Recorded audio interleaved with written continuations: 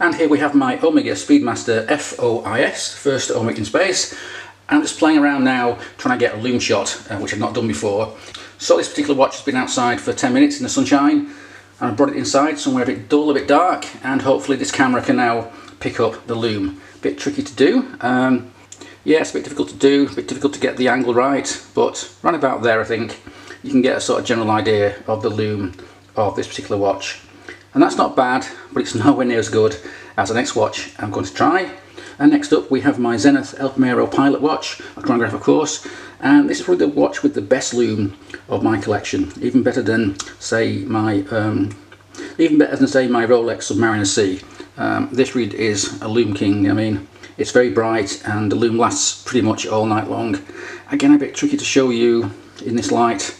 Perhaps I'll try and find somewhere a bit darker, but hopefully you can see pretty much what's going on there and how bright the lume is on both the hands and the indices. So this thing glows like a torch at night. It's a pity I can't really show you that here, but perhaps I'll try again later on.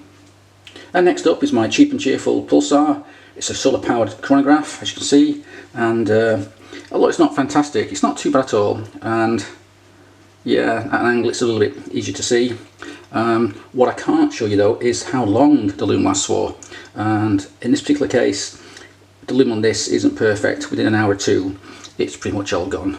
So it may look good now because it's been in the sunshine for a few minutes and that makes it glow quite well, but after about an hour or two that will pretty much be invisible.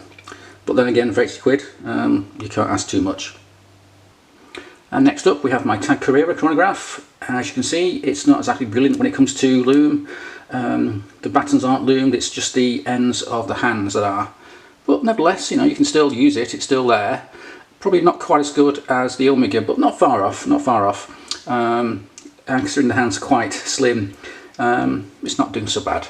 Again, it's difficult for me to show it on film, but we'll do our best.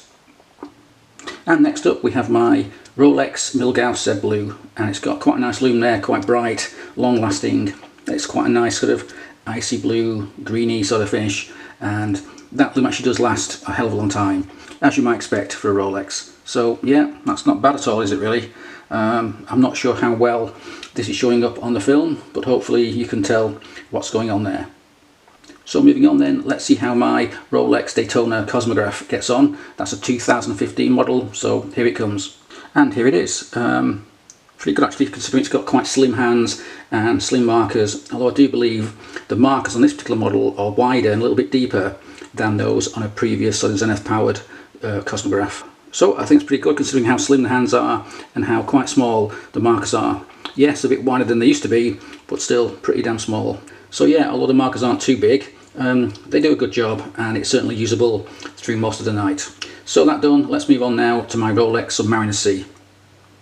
And next up and last but by no means least is my Rolex Submariner C, that is to say with the ceramic bezel. This is a 2012 model, and as you can see it's got a great lume. I'll try and adjust this angle so you can see that, and also of course you've got a lume pip on the bezel there which spins around, so you can see that moving around there.